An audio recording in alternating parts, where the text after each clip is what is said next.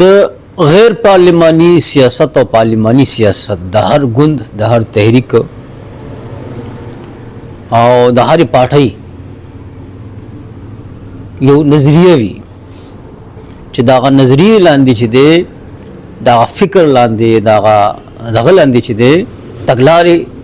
سوچ لاندې چې دی نو کار کوي. دا یا ساتي چې زمون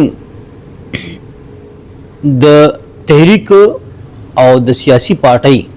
دا نظریه دا فکر دی چېرې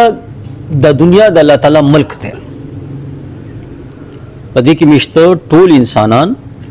د انسانیت لاړه د الله تعالی یو شان مخلوق دی. نو اوس چې د انسانیت لاړه ټول انسانان د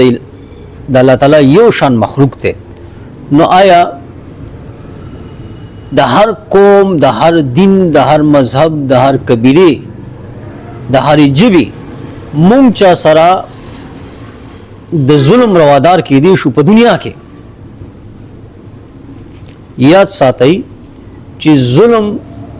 زمونږ دغه مطابق د دې سوچ مطابق شه دي اغا که زمونږه مخالف ولنه دي دا سره جایز نه دي او په نسلی بنیادونو پر رنگ بنیادونو د پیشې په بنیادونو د کام په بنیادونو خو بالکل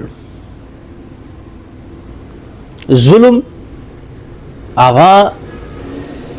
جائز کېدی نشي. مطلب دا